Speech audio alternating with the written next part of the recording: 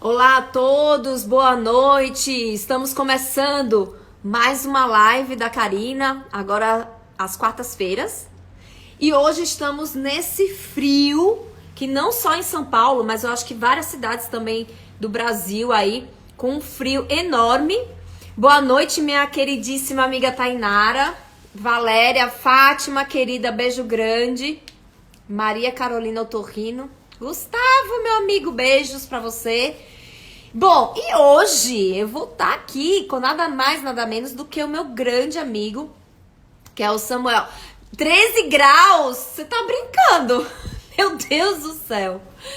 Aqui tá, eu acho que tá 9. Não, acho que deve estar uns 13 aqui também agora de noite, mas de manhã tava 9 graus, assim, eu comecei a atender com 9 graus hoje aqui em São Paulo. E hoje eu estarei com o meu grande amigo, uma grande referência em cefaleia, que é o Samuel, Dr. Samuel, que é fisioterapeuta. Ele acabou de entrar. E, nossa, Recife 23 tá uma delícia aí, Tainara. Tá com uma temperatura muito boa. E, lógico, que nós vamos falar sobre esse tema que eu acho que interessa a muitas pessoas, né? Assim como o zumbido, a cefaleia também é muito prevalente. E eu tenho certeza que muitas pessoas com zumbido também têm cefaleia, têm dor de cabeça, né? Lembrando que aqui nessa live a gente tem muitas pessoas que têm zumbido, que não são da área de saúde, né? Então eu sempre procuro fazer essas lives para poder ajudar essas pessoas que têm zumbido. Eu vou até colocar aqui o tema: zumbido e cefaleia. Pronto. Que aí o pessoal seguia, né? E vai saber do que a gente se trata hoje. Bom, estou aqui toda encapotada, esperando um pouquinho o pessoal entrar, né? Pra eu chamar aqui meu grande amigo. Nossa, ultimamente, assim, eu tenho feito uma sequência de lives só com profissionais incríveis, mas também pessoas que eu tenho um carinho, um respeito pessoal muito grande, né? Então vamos dar continuidade aí a toda essa amizade. Deixa eu chamar aqui o meu colega Samuel, que vai dividir aqui a live comigo. Oi, Maria, boa noite, Danilo, boa noite, Sônia. Oi, tudo bom? Oi, Karina. Boa noite, pessoal. Boa Tudo noite, bem? meu querido. Que prazer ter você aqui hoje. Tava falando aqui, né, antes de você entrar, que eu tô fazendo uma sequência não só de profissionais incríveis, mas também de seres humanos, de pessoas que eu tenho, assim, um carinho, um respeito muito grande, assim, que mora aqui no meu coração. Tô muito feliz por isso, viu, por você Ah, estar eu, aqui. eu que agradeço. Considero muito você. Eu também, a recíproca é verdadeira. Eu que agradeço o convite. Me sinto honrado também estar aqui na sua live. Muito obrigado pelo convite.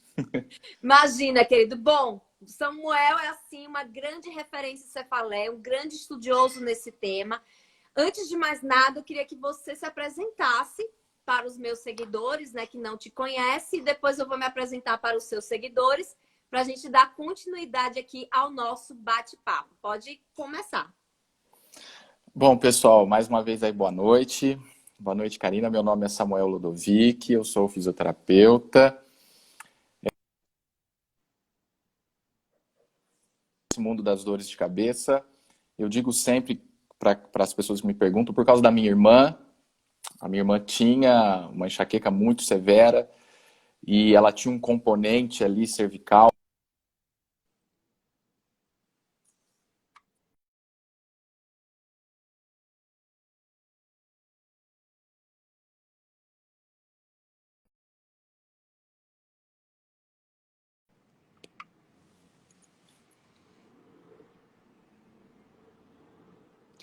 Oi, Samuel. Será que você caiu? Deixa eu ver se eu chamo ele aqui de novo. Peraí. Ele caiu um pouquinho a conexão, né? Até mudei aqui o Wi-Fi para ver se melhora. Vou chamar ele aqui de novo, esperar ele entrar. Aguardem um pouquinho. Até bom que aí todo mundo vai entrando, né? É até melhor. Vamos esperar aqui. Enquanto isso, vou dando boa noite aqui. Boa noite, Patrícia Guimarães. Boa noite, Patrícia Físio e Sono. Stephanie, Ju Arelano. Arelaro. Deixa eu ver se ele já entrou. Peraí, só um minutinho. Entrou. Vou convidar novamente. Caiu. Voltei, caiu. Eu até mudei aqui, eu saí do Wi-Fi, coloquei na minha rede aqui da TIM para ver se funciona melhor também. Aqui aparentemente está tudo bem, mas você sabe que na segunda-feira eu fui fazer uma live, caiu 2 vezes. Olha. E a gente também não...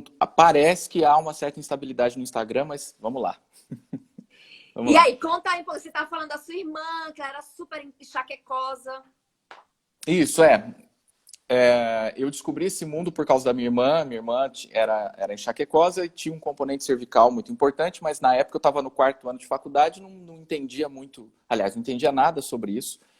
E no 4º ano eu entrei num curso de terapia manual, né, Karina? No primeiro curso de terapia manual, e esse professor falou assim, eu quero dar uma olhada na sua irmã, ver se eu posso ajudá-la. E eu levei a minha irmã até ele, e ele me explicou, tintim por tintim. Eu acompanhei o atendimento e tudo, e aquilo ali me despertou. E aí eu fui fazer toda a minha formação, né? Então, me formei, fiz minha especialização em ortopedia e traumatologia primeiro, pela Santa Casa aí de São Paulo. Eu tenho uma saudade imensa daí, da Santa Casa, aprendi muito. Depois fui fazer toda a minha formação em terapia manual, né? Terapia manual ortopédica. E aí tive o privilégio também de fazer cursos com a professora Gwenju, que é uma referência em dor cervical e dor de cabeça. E depois fui fazer o meu stricto sensu, né? Fui fazer o meu mestrado em dor de cabeça pela Faculdade de Medicina aqui do Hospital das Clínicas, né? De Ribeirão Preto, da USP. Né? E desde então, sou docente, sou professor de graduação, era professor de graduação, parei no final do ano. Hoje continuo como professor de pós-graduação nessa área. E atendo em 2 consultórios nas minhas 2 clínicas, uma em Ribeirão Preto e a outra é em São José do Rio Pardo, interior de São Paulo também. Então, 95% dos meus pacientes hoje são pacientes com dor de cabeça. Ah, perfeito, muito bom. Bom, vou me apresentar um pouco Por rapidamente favor. para os seus seguidores, né? Então, eu sou a Karina Bezerra Rocha, sou fisioterapeuta. Eu tenho uma especialidade, né? Eu atendo pacientes com zumbido e pesquiso sobre zumbido há mais ou menos 20 anos. Eu transito entre 3 áreas, que é a área de pesquisa. Então, eu fiz meu mestrado e doutorado aqui na USP, né? Tudo em zumbido. Eu faço parte também do grupo de pesquisa em zumbido aqui da USP.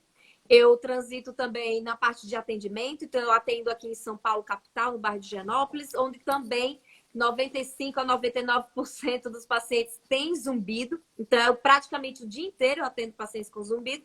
E transito também na área da docência, onde eu ministro cursos, né, para fisioterapeutas, que inclusive os cursos irão iniciar esse semestre agora os presenciais em várias capitais. Então, fiquem atentos com o anúncio que eu vou colocar aqui no Instagram, né? Mas também ministro cursos online para otorrinos, fonoaudiólogos, dentistas, para que se interessem nesse tema de zumbido somatosensorial. Dou aulas também em várias pós-graduações, né? Inclusive, eu dou uma palhinha no curso do Samuel, né, Samuel? Depois você falar do seu curso, que é muito bacana, é super elogiado.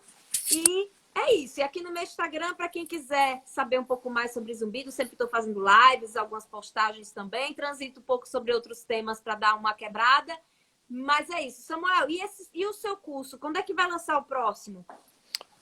Então, a gente lançou um curso, né, exclusivo para fisioterapeutas, né, a gente passa dos conceitos básicos até os conceitos mais aprofundados, mais avançados sobre dor de cabeça. Então, o Cefaleia para fisioterapeutas. Estamos na 7ª turma, mas a gente não tem previsão no momento da 8ª turma, porque a gente está fazendo um projeto maior, que ainda é surpresa, mas o Cefaleia para fisioterapeutas vai estar no meio, então eu tenho certeza que o pessoal vai gostar. Daqui 1 ou 2 meses a gente vai divulgar uma coisa maior, que é também um projeto de educação continuada em cefaleia. Perfeito, muito, muito, muito bom.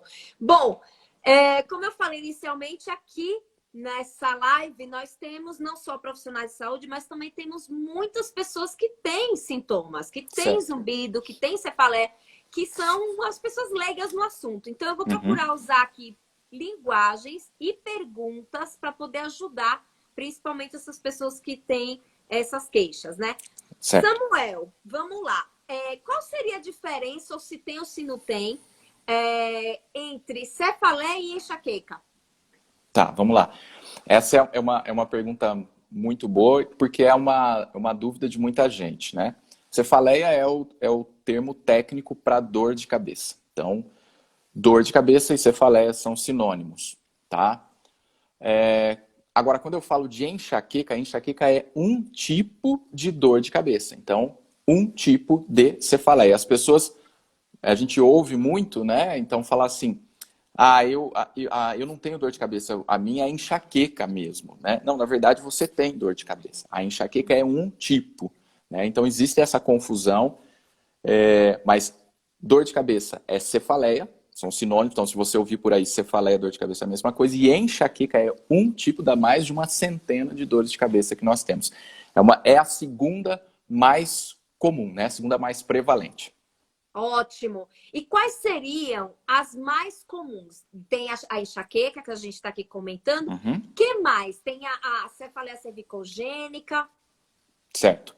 Nós temos basicamente aí 3 dores de cabeça, que são muito comuns, né? Entre 3 e 4. A primeira disparada é a cefaleia do tipo tensional, né? Aquela cefaleia que cefaleia do tipo tensão ou tensional, estão tentando mudar o termo aí, mas é a mesma coisa. Cefaleia do tipo tensional atinge, segundo as pesquisas, cerca de 40% aí da população. É aquela dor de cabeça, não sei se você quiser que eu já fale ou falo só das... Pode falar. A cefaleia tensional é a dor de cabeça aquela dor de cabeça que não te incapacita. É uma dor de cabeça, normalmente, que te gera, né, muita tensão muscular, muita dor muscular. Então, daí o nome cefaleia do tipo tensional. Então, você fica com o pescoço tenso, com a musculatura temporal tensa. Ela não pulsa. Ela é de leve a moderada intensidade. Então, ela não lateja. A intensidade dela é leve a moderada. Você vai tomar um remédiozinho ali, ela passa. Tá? Ela não te dá náusea, você não tem aversão à luz, a som, a cheiro, você consegue trabalhar, estudar com ela, às vezes você dorme, no outro dia passou, você dorme com ela, passou, então é uma dor de cabeça benigna, tem tratamento, e as pessoas só procuram tratamento para ela quando a coisa está feia, quando ela se torna crônica. Tá? Então, quando o paciente tem, por exemplo, mais de 15 dias de dor por mês, mesmo que fraquinha, mas ela está lá todo dia, são esses pacientes que procuram, né? Em segundo lugar, vem a enxaqueca. A enxaqueca ou migrânia, então se alguém lê por aí o termo migrânia, é a mesma coisa, migrânia e enxaqueca são sinônimos, é aquela dor de cabeça que dá sensibilidade aumentada à luz, a som, a cheiro, é aquela que dá enjoo, náusea, ela piora com esforço físico, então esforço físico não é nem às vezes você... fui na academia e piorou. Não, às vezes você foi virar para pegar a bolsa no carro, tum, tum, tum, tum, ela já começa a doer, Olha. Dependendo da sensibilidade do paciente. Normalmente ela dói de um lado só. Tá? Uma porcentagem de pacientes chega a doer a cabeça inteira, mas nos mais crônicos, mas na média geral é de um lado só, pulsa, e pode doer o pescoço também. Mais de 70% das pessoas que têm enxaqueca, o pescoço também dói. Né? Então, basicamente, essa é a enxaqueca. E em terceiro lugar, a gente pode dizer que é a cefaleia cervicogênica. Né?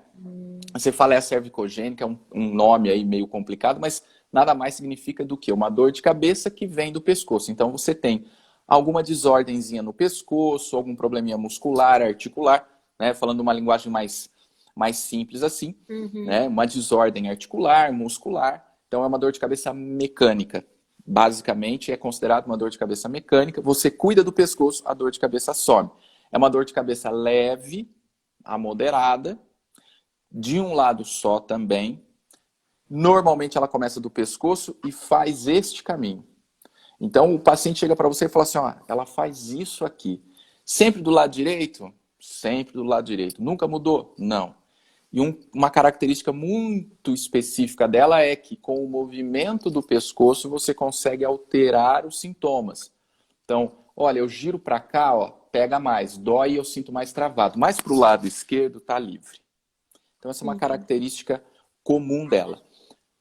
Mas ela pode estar, vamos dizer assim, dentro da tensional, dentro da enxaqueca, né? Então elas podem coexistir, tá? É mais comum que uma enxaqueca, uma tensional dê sintomas também na cervical, mas podem coexistir. Tá? Basicamente são essas. Muito boa explicação, muito didático e objetivo. Eu vou aqui já para as perguntas, dar uma atenção aqui para os meus seguidores. A Ana Pati Aleixo, ela comentou o seguinte: boa noite, eu tenho uma dor na nuca faz 4 anos e tive Covid faz 6 meses. E depois disso, fiquei com zumbido no ouvido e a dor na nuca piorou. Já fiz vários exames e nada encontro. Ô Samuel, você tem visto queixa de piora de dor de cabeça, no caso, devido à Covid? Travou um pouquinho. Vamos ver se ele volta.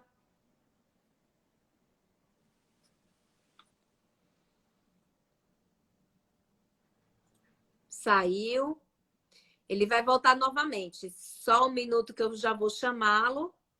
Não saiam daí. Deixa eu chamar ele de novo. Só um minutinho que eu tô chamando ele e já vai. Voltei. Pronto. Oi, querido. Ó, Oi. Eu a ouvi. pergunta da Ana, né? Ela perguntou: eu tenho uma dor na nuca faz 4 anos e tive Covid faz 6 meses. E depois disso, fiquei com zumbido no ouvido e a dor na nuca piorou. Então, assim, já vou fazer a pergunta. Samuel, você tem visto piora das cefaleias, né, das dores de cabeça pós-Covid? Sim. Sim, bastante, né? Por que isso ocorre? Nós estamos ainda, para te ser sincero, nós estamos ainda aprendendo. Isso. Né? Aquela história de trocar o pneu com o carro andando. Né? Então está se aprendendo ainda. Não existe um padrão muito fechado, muito específico da cefaleia pós-Covid. O que a gente sabe é que ela pode durar, às vezes, até 3 meses. E o Covid, ele sensibiliza o que você já tem. Então, se você tem uma migrânia, a sua migrânia, ela descompensa. Se você tem um outro tipo de dor de cabeça, descompensa. Se você tem uma dor cervical, uma dor na nuca, ela acaba descompensando. Pode ser também pelo processo inflamatório. Nós não temos ainda um padrão muito estabelecido, não tem nem trabalho ainda, por exemplo, da fisioterapia na cefaleia pós-Covid. Não tem nada, absolutamente nada ainda nesse sentido. Né? Mas como que a gente olha esse tipo de dor de cabeça, por exemplo, né, pós-Covid? Basicamente, o neuro ele cuida com analgésico, anti-inflamatório, né, e o fisioterapeuta, de acordo com a disfunção apresentada, ele cuida, então não tem um padrão muito específico, já muito fechadinho, tá? Ela perguntou só da dor na nuca, né? Ela falou que tem só a dor na nuca e que ela achou que essa dor na nuca piorou após Covid. E é isso aí. Então, assim, no paciente com dor de cabeça, ela descompensa e uma dor cervical, por exemplo, ela pode descompensar também. Mas a gente percebe que há um possível processo de sensibilização, mas a gente não sabe exatamente ao certo ainda. A gente não consegue dar uma resposta muito fiel, assim, ainda muito certa sobre esse tipo de condição. A gente está aprendendo ainda a lidar com o Covid, né? Mesmo os neurologistas, quando pegam pacientes assim, e os outros profissionais, a gente não sabe ainda. O que a gente sabe é que o que você tem, a tendência é piorar, mas isso tende a regredir, isso tende a voltar. A dor de cabeça aparece mais ou menos uns 3 meses, assim. Tá. Ô, Ana, você também falou, né, sobre o surgimento do zumbido pós-Covid. Então, da mesma forma que o Dr. Samuel falou sobre a cefaleia e Covid, que ainda não existe ainda um consenso, não existe nada assim muito fechado. Certo, exato, porque a Covid é uma doença ainda relativamente nova. Mas o que se sabe é que sim, tem pessoas que se queixando de zumbido pós-Covid, Mas a gente sabe que a Covid é uma doença que ela tem um componente que pega nervos, né? Toda essa região aí, podem ser afetadas. E você me falou, fez vários exames. Ana, muitas vezes, né, eu pego alguns pacientes meus no consultório falando, olha, já fiz todos os exames audiológicos que poderiam ser feitos e não mostrou nada. Quando eu vou ver, né, faltam inúmeros exames. Então, muitas vezes, né, quando não se vai num médico que não é especialista em zumbido, falta ainda muito exame para ser pedido, que muitas vezes um especialista vai te pedir. E aí ele consegue, de repente, observar alguma alteração naquele exame que o médico pede, tá bom? Isso é muito comum no meu consultório. Muitas vezes falam mesmo, olha, já fiz de tudo que é exame. Quando eu vou ver, eu falo, olha, falta bastante exame aqui que às vezes o médico pede. Tá bom, Ana? Tem um comentário aqui, gente, ó.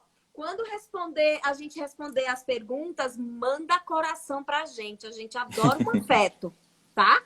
Põe aqui, tem esse coraçãozinho aqui na direita, embaixo. Isso aí. Ó, o doutor Rinaldo, que é um grande amigo otorrino lá do Rio, ele comentou aqui sobre dor de cabeça devido à rinite. Isso pode acontecer? Pode acontecer nas sinusopatias, tem a cefaleia secundária, esse tipo de condição. Eu normalmente não pego esse tipo de paciente, né? Porque não é um paciente que a fisioterapia vai cuidar, né? Esse paciente normalmente nem chega para mim, mas o que chega normalmente é pacientes que acham que a cefaleia dele é de uma sinusopatia rinogênica, algo do tipo, e na verdade ele tem migrânia, por exemplo. Tá? Ele tem enxaqueca, tá? Então é uma confusão. Os sintomas são diferentes, mas às vezes o paciente, ou às vezes algum profissional que não é, um profissional médico que não é da área e tal, acredita que é enxaqueca, né? Porque você tem a inervação do trigêmeo. Então, o paciente com enxaqueca, ele pode ter dor ali unilateral, frontotemporal, ele pode ter dor retroorbital, ele pode ter dor na região nasal, e essa dor também pode acontecer no paciente que tem uma cefaleia relacionada a uma sinusite crônica, uma rinocinusite, algo do tipo, né? Já peguei pacientes assim que chegaram para mim falando, eu acho que a minha dor de cabeça é da minha sinusite. Eu falo, se for da sinusite, não é comigo. E conversando, eu falei, olha, pelo que você está me dizendo, o que você tem é enxaqueca. Tinha um componente cervical para eu cuidar, né? Tinha um componente ali para eu poder ajudar, mas encaminhei a uma colega minha que entrou com a medicação necessária para enxaqueca e eu cuidei da outra parte, né? Um ano se passou, ela ficou bem, um ano se passou, ela voltou porque ela teve uma outra crise. Isso é comum na enxaqueca, tá, pessoal? Ela estava controlada, mas às vezes uma crisezinha pode escapar. E ela novamente comentou, nossa, quanto tempo eu perdi da minha vida achando que era da sinusite. Então ela ficava tomando remédio para sinusite, essas coisas, né? E ela não tinha passado por um diagnóstico adequado. Foi quando eu mandei para a neuro falou, não, realmente, é uma migrânia e tal, então deixa aqui comigo que eu cuido, você cuida aí da sua parte e tudo bem. Mas pode acontecer. É uma dor de cabeça que acontece, é comum, eu não pego esse tipo de paciente, mas é muito confundida com a enxaqueca, por causa dessa dor. E a enxaqueca dói essa região também. E a pessoa fala, estou com sinusite, alguma condição nos seios paranasais, né? Perfeito. Ó, tem uma pergunta aqui, na verdade um comentário da Aline Modesto. A minha irmã sente muita dor de cabeça e não pode ouvir um barulho, né? Um barulho mais alto que a cabeça dói. Né? Por que dá essa sensibilidade, Samuel? Dessa coisa de som, de cheiro? Tá. Por que acaba doendo por causa disso? Tá. Isso aí é meio complexo, mas eu vou tentar resumir para ficar bem fácil.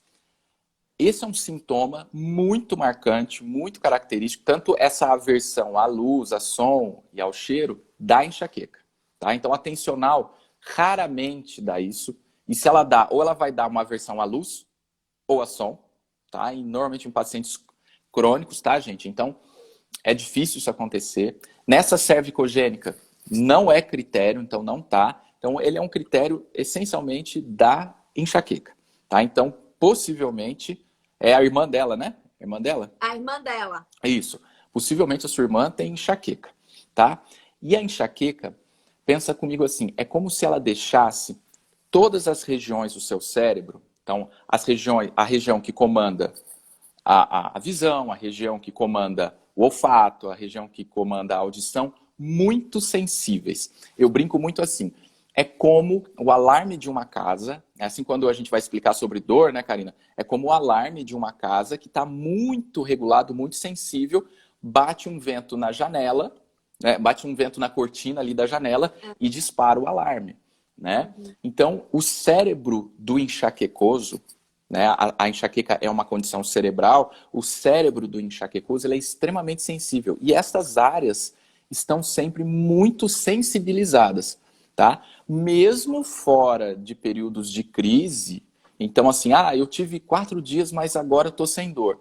Mesmo assim, se ela vai num supermercado que tem barulho ou uma iluminação muito forte, ela pode despertar outra crise. Então, o paciente com enxaqueca, ele é um paciente mais sensível, mesmo fora da crise, tá? Então, isso é um processo, né, de sensibilidade aumentada. A gente fala de sensibilização das áreas aí responsáveis, né, pela visão, pela audição, né? Fora outros sintomas, né, que não tem nada a ver com dor de cabeça. Então, irritabilidade, até sintomas assim, por exemplo, fadiga, alteração de apetite, até isso a enxaqueca dá. Sim. E a gente sabe, né, Samuel, que a dor e o zumbido, eles caminham muito juntos. Então, quando o paciente vem com zumbido, a gente precisa valorizar qualquer queixa de dor, porque a dor é um fator de risco, é um fator que perpetua o zumbido e faz realmente com que a pessoa perceba ele de uma forma mais evidente. Eu tenho uma paciente que ela tem uma cefaleia cervicogênica e que eu acho também que tem uma enxaqueca associada e que quando está controlada, sem ter a crise, sem ter dor, o zumbido praticamente desaparece. Olha. Quando vem a cefaleia, o zumbido apita na hora. Então, todo paciente com zumbido e com dor, ele precisa tratar a dor. Por isso que eu fiz questão de hoje trazer o meu colega aqui, tão conhecedor no assunto, para alertar as pessoas que têm zumbido e dor de cabeça, para elas tratarem essa cefaleia. E possivelmente o seu zumbido provavelmente pode aliviar, tá? Pode dar uma trégua, pode dar um alívio no sintoma. Exato. Ô Samuel, eu queria que você me falasse um pouco de um tipo de enxaqueca, de um tipo de migrânia que eu acabo recebendo muito no meu consultório, que é a migrânia ou enxaqueca vestibular. Tá. O que você poderia nos falar? Tá. Dentro do mundo aí, do universo da enxaqueca, existe um tipo de enxaqueca chamada enxaqueca vestibular. A enxaqueca vestibular, ela tem, né, pessoal, além dessa sensibilidade à luz, a som, a cheiro, o paciente tem uma característica marcante de uma alteração como uma tontura, uma vertigem, tá? Muito associada. A tontura por si só, gente, lembra que eu falei que o cérebro, toda a região ali, né, tronco cerebral, toda essa região central, pessoal, ela é mais sensibilizada. Então, é muito provável que um paciente tenha tontura, tenha zumbido, tenha essa aversão à luz, som, cheiro, ok. Mas existe uma classificação de um grupo de pacientes, né, chamado de pacientes que têm migrânia vestibular, enxaqueca vestibular, quando a tontura é muito marcante. Entretanto, eu já conversei com alguns neurologistas e alguns neurologistas falam assim, olha, eu acredito mais em migrânia como um todo, eu acho que a tontura faz parte do quadro. Mas existem, de fato, eu vejo no meu dia a dia, no meu consultório, existem, de fato, pacientes que têm a tontura dentro da enxaqueca muito marcante. Né? Então, esse tipo de paciente, ele precisa de duas coisas. Ele precisa do tratamento da migrânia, né? Então, se eu tenho um componente ali que o fisioterapeuta pode ajudar, um componente da cervical, eu vou ajudar. Mas ele precisa também de reabilitação vestibular, né? Então, é o fisioterapeuta ali especializado no tratamento da questão da tontura, tá? Então, é um tipo de dor de cabeça, basicamente falando, é um tipo de dor de cabeça no qual a tontura é um sintoma muito marcante. Ele faz parte dos critérios diagnósticos. E ela é tão marcante que recomenda-se pela ciência, né, pelos trabalhos aí atuais, que se intervenha na tontura. Com o quê? Com reabilitação vestibular, com um fisioterapeuta ali que cuide também das tonturas. Não sei se era isso que você queria falar, se quer que eu fale mais alguma coisa. Sim, é sobre isso mesmo, porque é muito comum eu observar isso. Eu vou conversando com o paciente sobre zumbido, quando eu vou perguntando se tem cefaleia, se tem dores de cabeça, o paciente vai descrevendo essa enxaqueca e junto com a tontura, né? E muitas vezes não é tratado como tal, né? Não é diagnosticado, tratado como tal, e muitas vezes fazendo esse tratamento, o zumbido ele melhora, assim, ele alivia, né? Ele entra em alívio. A Renata Helena, Samuel, tá perguntando assim, quando eu perguntei para você sobre a coisa do barulho, que você foi explicando porque que fica sensível, aí ela perguntou se seria uma sensibilização central, então. Sim, a migrânia é uma condição de sensibilização central, né? Se é isso que você quer dizer, sim. A migrânia, por si só, é uma doença, é uma condição, não gosto de falar doença, mas é uma condição ali persistente, crônica no sentido de que não tem tratamento, né? Ela não tem cura, mas ela tem tratamento, tá? E é um processo de sensibilização central, sim. Ô Samuel, no caso da pessoa que fala, eu tinha enxaqueca na minha adolescência inteira, e de repente, sei lá, com 25 anos, até hoje eu tenho 45 anos e eu não tenho mais enxaqueca. A pessoa fala, eu fui curada da enxaqueca. O que aconteceu? O mais comum é a enxaqueca. Legal você perguntar isso, porque o mais comum é a enxaqueca melhorar, uma história natural da doença que a gente chama, né? Ela melhorar ou ela mesmo sumir a partir da quarta, quinta década de vida. Tá? Então, ela dá um pico com 20, 30, 40 anos, aí 45, 50, ela tende a cair. Então, não se faz diagnóstico de enxaqueca, por exemplo, com um paciente com 60 anos, 50 e poucos anos, isso não aparece. O paciente que tem enxaqueca diagnosticada lá na adolescência ou mesmo infância, que é enxaqueca infantil, pediátrica, e com 20 e poucos anos sumiu, é bem menos comum. E aí a pessoa fala, eu fui curada. Não existe até o momento atual nenhum tratamento farmacológico, medicamentoso e não medicamentoso que cure a enxaqueca. A enxaqueca, ela entra em remissão. Perfeito. Ela entra em remissão. Tá? Então a gente fala que ela não tem cura, mas ela tem tratamento. Qual é o fundamento do fisioterapeuta que trabalha com isso e do neuro que trabalha com isso? Diminuir a frequência, principalmente a frequência das crises. Então a gente consegue controlar as crises, deixar o paciente com qualidade de vida, deixar o paciente funcional, conseguir ir de novo à formatura, a uma festa, ao convívio social, né? Sim. Porque ele entra até em processos depressivos e tal. Né? Então quando a gente fala não tem cura, às vezes a pessoa pode até assustar. Não, mas ela tem tratamento medicamentoso muito, muito legal hoje. Tá? Medicações, né? Muito eficazes. E que tem brasileiro, pesquisador envolvido nessas últimas medicações que acabaram de sair. O CGRP, por exemplo, é uma medicação aí que está muito em voga, muito na moda agora. Tá? Então, basicamente é isso. Você consegue tratar de forma com a fisioterapia e com a medicina, com a neurologia, além de melhora dos hábitos de vida. Então, não tem como você passar pelo tratamento da enxaqueca sem passar por melhora dos hábitos de vida. E aqui vai uma curiosidade para quem está ouvindo. A enxaqueca tem uma relação muito grande com a água. Né? Os pacientes com enxaqueca, eles tendem a desidratar, de uma forma geral. Assim. Eles têm uma alteração, Karina, no centro da sede. Olha então, só. a gente recomenda que esses pacientes tomem bastante água, e mesmo na crise. Né? Então, tomem bastante água, porque isso ajuda a não alterar tanto o centro da sede e você elimina um gatilho. Né? Então, uma curiosidade aí para o pessoal. Então, com hábitos de vida, fisioterapia e medicação, você controla. Pode ser que você nunca mais tenha, como aconteceu, por exemplo, nesse caso, chegou com 20 e poucos anos, nunca mais tive. Ok, a medicação foi um sucesso, a fisioterapia, caso fez, hábitos de vida, e o corpo conseguiu se regularizar. Pode ser que vez ou outra você tenha uma crise, tá? Mas cura ainda, de falar, olha, eu curei, ainda não.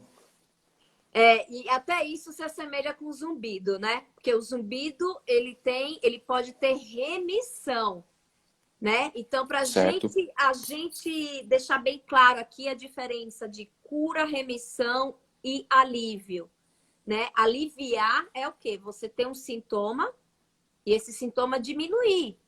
Ele fica menos intenso. Isso é aliviar. O que é remissão?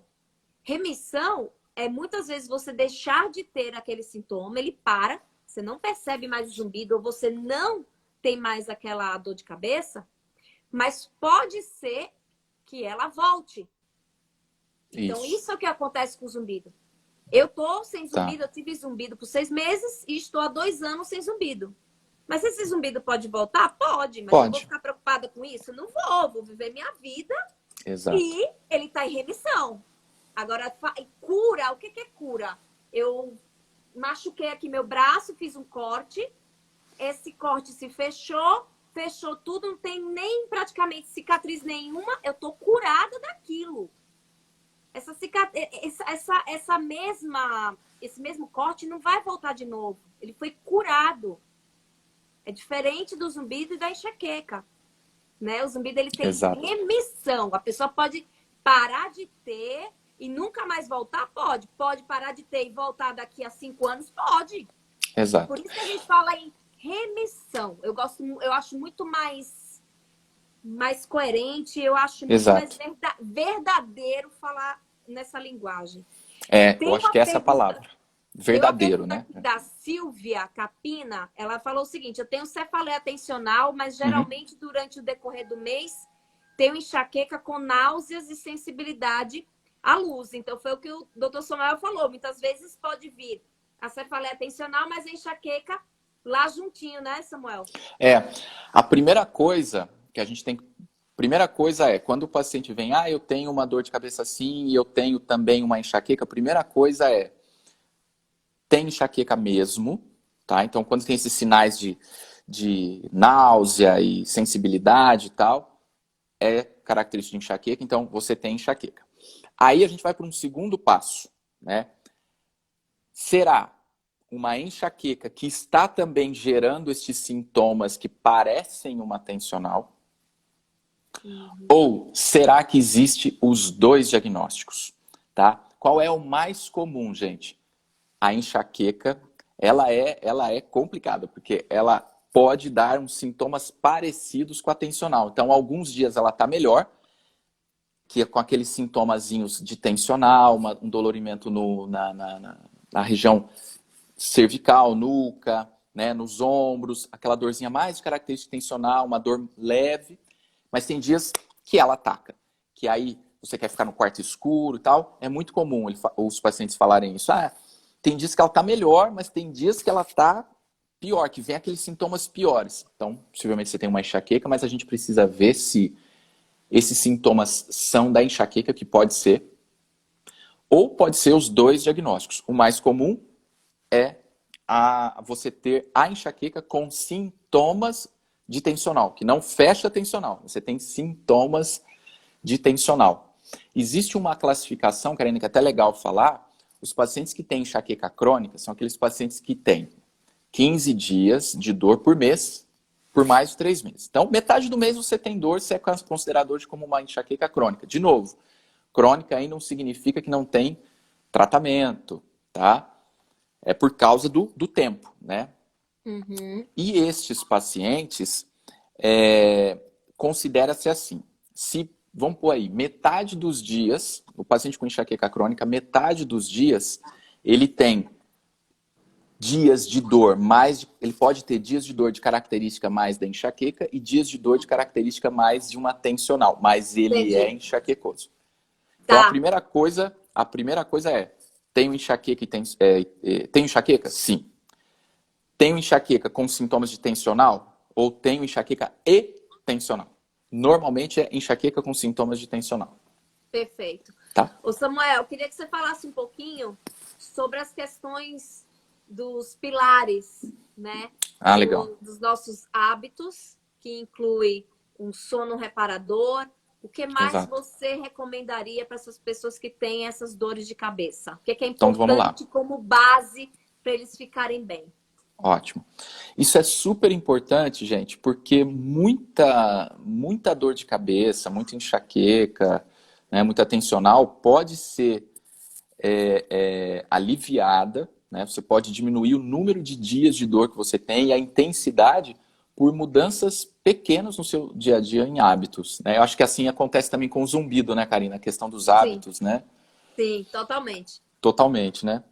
Então, primeira coisa, existe uma associação, gente, de estudos assim da dor de cabeça que fala que o primeiro gatilho para uma crise de dor de cabeça, gente, é o estresse. Então não adianta eu falar assim, você tem que não ser mais estressado. Não é assim, né? Você tem que procurar formas, né, de gerenciar, aprender a gerenciar. Estressado todo mundo acaba sendo estresse. Então o estresse é um grande gatilho para dor de cabeça. Então é uma coisa que a gente tem que aprender a gerenciar, tá? Número 2, vou até falar agora do sono. O sono é importantíssimo.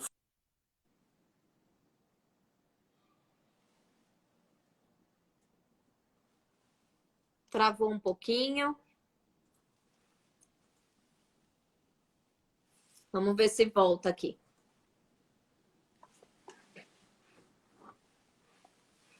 Oi, Samuel. Acho que agora travou um pouco mais. Enquanto isso, eu vou respondendo aqui as perguntas dos meus seguidores. Eu vou perguntar aqui, deixa eu chamar ele de novo para ele entrar. Pronto. Ele está entrando aqui de Foi, novo. Pronto, entrou. foi. Então vamos lá. Primeira Aí coisa que eu vem o falei, sono. o estresse, depois o sono. O sono, ele é importantíssimo, importantíssimo. E uma coisa que eu tenho que falar aqui é o seguinte, principalmente a enxaqueca, ela gosta de rotina, né? Então, assim, horário para dormir, horário para acordar, né? E um sono regular. Então, se você cada dia dorme num horário, cada dia acorda num horário, isso não é bom para a dor de cabeça, mas principalmente para a enxaqueca, tá? Então, o Hum, processo de sono está relacionado também com manutenção da dor, né, Karina? Então, o sono é fundamental, fundamental para os pacientes com dor de cabeça, principalmente com enxaqueca. Número 3, atividade física, ela é um potente analgésico e a gente já tem comprovação dela da melhora da frequência, então ela diminui o número de dias que você tem dor, ela diminui a intensidade da dor, a duração da crise. Então, exercício. Qual, Samuel? O que você gostar. Então, uhum. corrida, caminhada, pilates, musculação, o que você gostar é fundamental que você faça. Uma pergunta que sempre vem é a questão da alimentação. Existem Isso. alimentos que eu tenho que tomar cuidado com dor de cabeça? Olha, para enxaqueca, sim, mas para as outras dores de cabeça, não muito. De uma forma geral, alimentação saudável, né? Alimentação saudável. Mas para aqueles pacientes que têm enxaqueca, tomar certo cuidado com o excesso de café, tá? O café, 2 a 3 xícaras de expresso seria o máximo, tá? Então, que senão vira um gatilho. Então, tomar cuidado com o café, tá? Vinho tinto e queijos mais amarelos, envelhecidos, tendem a dar mais crise de enxaqueca e também a melancia, tá? Alguns pacientes se Olha, queixam da melancia por causa do por que nitrito, mas melancia? é uma substância lá, o nitrito, que acaba excitando o sistema nervoso central, assim como o glutamato. Então, tudo que você comer que tem glutamato, sabe o Ajinomoto, gente? Aquilo ali, paciente com enxaqueca, não é legal comer, porque ele é excitatório, É. ele é estimulante do sistema nervoso, tá? Então, não é legal, tá? Mas, de uma forma geral, não existem alimentos completamente proibidos, tá? Tem pacientes que comem a melancia e não tem nada. Tem pacientes que comem o queijo e não tem nada, tá? Então, observe, tá? E o E a água, cigarro? o cigarro ele faz vasoconstrição, não existe eu nunca vi assim, uma relação direta, é uma relação mais sistêmica, né? É uma relação mais sistêmica. Tá. Não existe assim uma relação direta, mas como hábito de vida, né, a gente não recomenda, obviamente, né? A água, ela hoje a gente sabe a importância de se tomar água, principalmente para pacientes com enxaqueca, tá? Por causa dessa alteração do centro da sede. Então a gente recomenda aí pelo menos 2 litros, mas fica aqui uma formulinha que eu passo até para os alunos do curso, média de 35 a 40 ml por quilo corporal. Tá? Então 35 a 40 ml por quilo corporal, você vai ter mais ou menos aí a média que você precisa tomar de água por dia, principalmente os pacientes com enxaqueca. Então, esses são os pilares: sono, cuidado com a alimentação e com os excessos, alimentação saudável, cuidado com o estresse, com a água e atividade física. Se você conseguir Não abusar manejar de isso, álcool, cigarro, né? e Não. aí, lógico, evitar álcool, cigarro.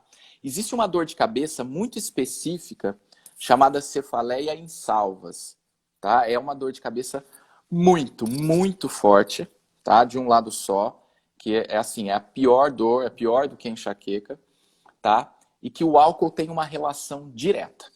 Tá? O álcool tem uma relação direta. Então é proibido esses pacientes tomarem álcool, porque desperta essa crise. Tem pacientes que tomam um pouquinho de álcool, aí tem a questão da desidratação, aí é o gatilho da enxaqueca, tá? E aí tem a dor. Tem pacientes que conseguem tolerar bem. Eu tomo uma taça de vinho, um copo de cerveja não me dá nada. Então isso vai muito, essa questão da alimentação e da bebida hoje vai muito de paciente para paciente. Já foi mais forte, dietas restritivas e tal. Hoje a literatura, a ciência mostra que não é mais bem assim. Perfeito. Deixa eu responder aqui algumas perguntas. O Lude Conceição. O zumbido tem relação com a respiração bucal? Lu, diretamente, não. O que a gente precisa ver é se junto com essa respiração bucal a pessoa tem alguma disfunção nessa região. Uma disfunção temporomandibular, como é que está essa musculatura dessa região, se a pessoa tem bruxismo. Então, isso sim poderia ser um fator de risco para o zumbido. O Momo Everson, que após realizar uma cirurgia geral, acordei com zumbido nos ouvidos.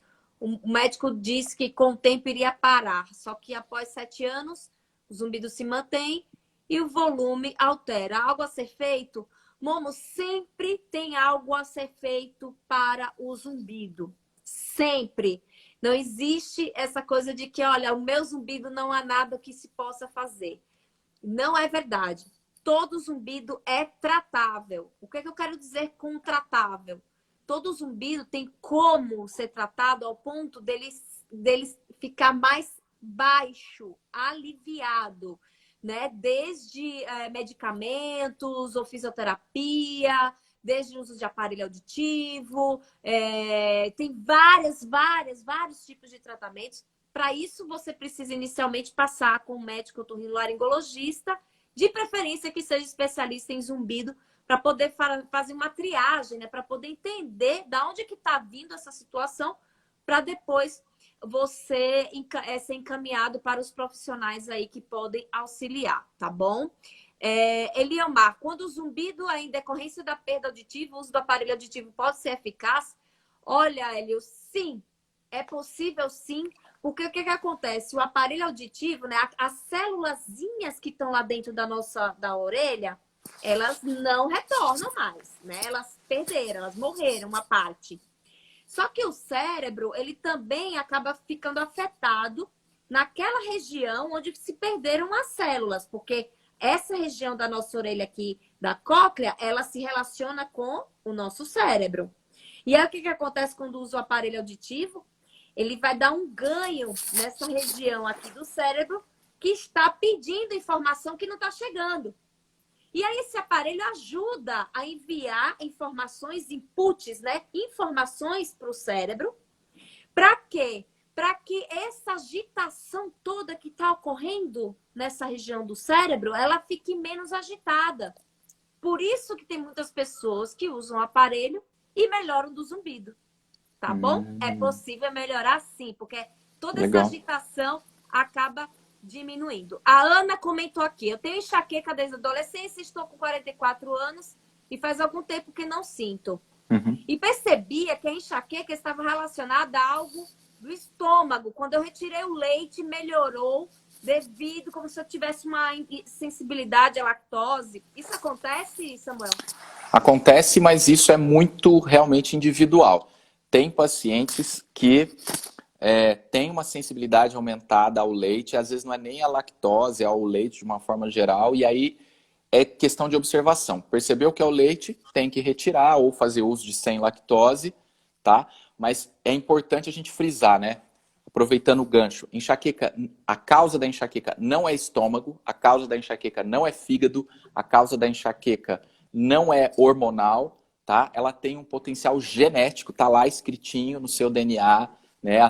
A predisposição a você ter enxaqueca, e ela não tem uma causa estabelecida ainda. Né? A Olha, gente interessante. consegue cuidar das crises, mas a gente não sabe de onde que ela veio. Ela é genética, mas ela não vem do fígado, ela não vem do estômago. Estômago pode ser um gatilho, né? A alteração hormonal é um gatilho, quer dizer, desperta a sua crise, mas não é o que causa. Tá? Então é importante. A mulher sofre muito por causa disso, no período menstrual. Lembra que eu falei que a enxaqueca gosta de rotina? Alterou a rotina, então teve aquela oscilação do estrogênio, do hormônio feminino, puf, vem uma crise. Né? Mas ela não é, a causa da enxaqueca não é o hormônio, tá? A causa não é estabelecida ainda, é um potencial genético. É isso. Tá. Ô, Samuel, a Silvia comentou o que a gente já tinha falado. Ela falou que a labirintite está associada à enxaqueca. A gente falou bastante aqui da enxaqueca vestibular, que é a enxaqueca que vem acompanhada de tontura. Lembrando que labirintite é algo raro e algo muito sério. É porque se tornou popular esse nome. Mas labirintite é algo muito sério, é algo que a pessoa fica até hospitalizada. Então, tontura, vertigem é o que acontece mais no dia a dia, tá bom? A Ana comenta também, quando tomo qualquer dose de café, fico com o sistema nervoso afetado. Acho que ela deve ficar bem agitada. As pessoas acostumadas a fazer uso do café e quando não usa no dia, por que dá a dor de cabeça? A pergunta da Silvia. É um efeito rebote. Então, Silvia, é o seguinte, não se recomenda, em pacientes que têm dor de cabeça, não se recomenda retirar o café. Se recomenda, se você toma muito café, né, que se diminua. Por isso que a gente fala 2 a 3 xicarazinhas de café, aquele café expresso, vai, no máximo aí, vamos pôr 100, 200 ml estourando dia, já é uma taxa relativamente alta, tá? Acima disso não é recomendado que você faça uso. E aí quando você retira, você fala, então pediram para eu cortar o café, então eu vou cortar. Quando você corta, o teu corpo está acostumado com aquela substância do café, com a cafeína, e quando você corta, você entra em crise de abstinência. E a cafeína, ela é analgésico? A cafeína em doses controladas, ela é analgésica, mas em excesso, ela pode despertar a crise, ou a queda brusca dela pode despertar a crise. Muitas medicações vêm lá com cafeína. Sim. Isso facilita a absorção, analgesia, perfeito. Só que não é tão recomendado assim em pacientes com enxaqueca, porque se ele já toma café e vai tomar uma medicação com cafeína, então tem que tomar cuidado, tá? Perfeito. É preferível tomar a medicação sem a cafeína. Tá. Renata Helena, Samuel, após uma crise de enxaqueca, meu couro cabeludo fica muito dolorido ao toque. Isso pode ser considerado uma alodínia? Sim, é uma das coisas mais comuns, uma das queixas mais comuns. Ó, só de encostar, Samuel, dói. É uma alodínia, tá? Lembra que tá tudo sensível, tá tudo aumentado. É o alarme da casa lá que tá extremamente sensível. O couro cabeludo vai estar sensível. Se você fizer o tratamento para enxaqueca, isso tende a melhorar com certeza. Tá. A Carla perguntou o seguinte, o fisioterapeuta atua em todos os tipos de cefaleia? Não. Ele atua na enxaqueca, na tensional, na dor de cabeça que vem da TM, na cervicogênica, tá? São as 4, vamos dizer assim, as 4 que ele atua. Em outras, ainda nós estamos engatinhando, não teria uma relação muito assim, direta da gente conseguir ajudar. Basicamente, são essas 4, tá? Não são em todas, não. Tá. A Tazan perguntou o seguinte, é errado quando quando está com dor de cabeça, enxaqueca, uma crise, dormir para diminuir? Olha, também isso é muito individual. Pode ser que te ajude a melhorar, pode ser que melhore, mas pode ser que você acorde no meio da noite com uma dor muito forte. E aí, às vezes, a própria medicação analgésica ali que você está acostumado a tomar não resolva. Existe uma linha de neurologistas dizendo assim: você começou a sentir, não espere mais do que 2 horas para tomar o seu analgésico ali, né, prescrito, porque tende a ficar cada vez mais sensível e cada vez mais difícil com o passar das horas da dor de cabeça passar. A minha recomendação é não dormir para esperar passar. Eu sei que tem uma questão assim de ficar, né, hipervigilante, aquela coisa, se vou ter que tomar remédio, não sei o quê. Mas se você percebe que ela está vindo, que ela já está mais chata mesmo, o ideal é que você tome a medicação, porque pode ser que durante a noite a coisa piore, quando é enxaqueca, tá bom? Nas outras, nas tensional, nas outras, é mais tranquilo. Pode ser que você durma no outro dia tá zero. Mas a enxaqueca, quando às vezes começa uma crise, a gente recomenda que você, se você tiver o remédio à mão prescrito, é melhor que tome. Perfeito. Ô Samuel, fale um pouquinho aí do que os neurologistas geralmente, o que está na crista da onda em relação a suplementos para dor de cabeça. Tá. Suplementos no sentido assim, né? Tipo um magnésio, a vitamina D. O que a ciência nos mostra em relação a isso? Tem se falado muito, vamos dizer assim, que até está na moda, né?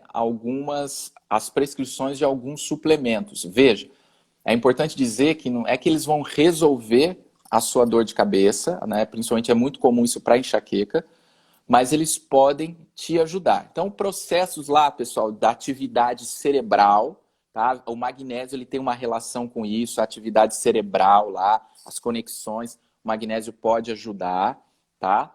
Então, a prescrição do magnésio, normalmente aí, né? É complicado falar em dose aqui, porque aí as pessoas às vezes podem faz automedicação. sair tomando automedicação, né? Porque mesmo o magnésio, que é uma coisa comum aí, natural e tal, pode te dar efeito colateral, então a gente prefere não falar em dose, mas o uso do magnésio diário pode ajudar bastante os pacientes com enxaqueca, tá?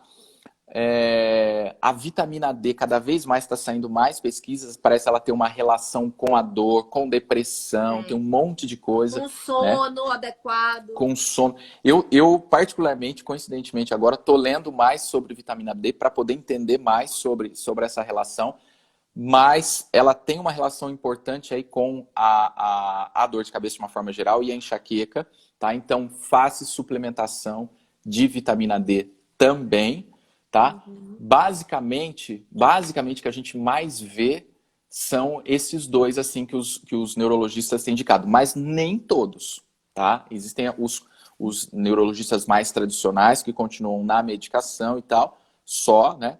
E tem os neurologistas que trabalham com a medicação, mas entram também com essa questão dos hábitos de vida, com suplementação. Mas Perfeito. basicamente seriam esses dois. Bom, eu vou responder as últimas perguntas aqui, que nosso tempo já praticamente esgotou. A Silvia perguntou: o zumbido está associado a quê? O que causa? Então, o zumbido é um sintoma, não é uma doença, e ele está associado a mais de 300 causas. Nossa. E a principal causa é a perda de audição. Então, a perda auditiva. Você faz uma audiometria e nessa audiometria é detectada essa perda auditiva. Então, é em torno de 96% das pessoas que têm zumbido, elas podem ter essa perda de audição, tá bom? Mas é mais de 300 causas. Rosane comentou: não seria distúrbio de ATM? Eu não entendi muito bem a pergunta, mas o nome é disfunção temporomandibular ou disfunção da ATM, não distúrbio, tá bom, Rosane? Adriana Pereira: zumbido que aumenta quando vira o pescoço ou abre a boca, pode ser ATM? A chance, no caso, é ser um zumbido somatosensorial. O zumbido somatosensorial ou somático é aquele zumbido que tem uma relação íntima com essa parte muscular e articular. E sim, pode ser devido às questões de uma disfunção temporomandibular ou uma disfunção aqui na região cervical. Eu recomendo que, além de você passar com um otorrinolaringologista, você passe com um fisioterapeuta que seja especialista em zumbido para poder te avaliar de forma correta, tá bom? Oi, Josi, querida, beijo. Pegando o gatilho, a última pergunta, da questão da automedicação. Qual a relação das medicações para ansiedade, antidepressivo com sintoma de zumbido? Né? Muitas vezes a gente vê assim, a gente vê medicamentos ototóxicos, né, que pode acontecer de levar a alguma alteração, alguma lesão na região aqui da cóclea, tá bom? E tem relatos de pessoas que tomam algum antidepressivo e podem apresentar zumbido. No caso, assim, a gota d'água para aquele copo transbordar. Mas a minha grande mensagem aqui é: muitos pacientes, eles são recomendados a tomar um antidepressivo para zumbido. E eu tive um caso de uma paciente leiga que disse que leu artigos científicos falando que o antidepressivo poderia dar zumbido e ela precisava muito de antidepressivo por avaliações psiquiátricas, inclusive da minha equipe, e ela disse que não ia tomar porque poderia dar zumbido. Mas, na verdade, ela já tinha zumbido. Então, ela não ia ter mais zumbido por causa do antidepressivo. Muito pelo contrário. Muitos dos meus pacientes tomam e melhoram muito. Então, se Legal. você tem indicação para tomar o antidepressivo indicado pelo médico psiquiatra ou algum outro médico, confiem e realmente não tenham medo, porque é um dos tratamentos para o alívio do zumbido. Tá bom? Gente, eu quero deixar um grande beijo, um abraço enorme para vocês. O pessoal participou muito aqui hoje, teve muita pergunta, porque é um tema assim, apaixonante. Interessante, né? Cefaleia, assim, gente, Samuel, eu vou fazer seu curso, porque Eu também, senhor. Como é gostoso de ouvir, né? É um tema assim que atrai, é muito bacana. É legal, muito né? Muito bacana mesmo. E você sempre muito assertivo, objetivo, responde assim rapidamente. A gente vê realmente que você conhece muito. Gente, então eu recomendo que vocês sigam o Dr. Samuel. Ele sempre dá dicas ótimas, tá? Entre aqui na página dele. E, Samuel, agradeço muito pela sua presença. Fiquei muito feliz de estar aqui compartilhando essa noite com você. Eu que agradeço, Karina, agradeço o pessoal, as perguntas, espero ter respondido. Se alguém quiser mandar pergunta para mim lá no Instagram, pode mandar. Estou muito feliz de ter participado, viu, Karina? Uma honra estar aqui com você como convidado. Espero ter contribuído de alguma forma, né? E como você disse também, quero fazer o seu curso porque quero aprender sobre zumbido com quem entende do assunto, né? Me coloco à disposição, meu querido. sempre que precisar. Foi ótimo, adorei, foi muito esclarecedor. Gente, obrigada. Esse mês de julho, eu acho que eu vou dar uma diminuída nas lives, porque eu preciso um pouco de férias. Eu vou pensar se de repente eu faço uma ou duas, para não deixar vocês aí órfãos, tá bom? Mas eu vou dar uma diminuída aqui. Ó, o negócio foi puxado esse semestre, viu? Ó, beijo grande para vocês. Tenham um bom resto de semana. E se cubram, que o frio tá de matar.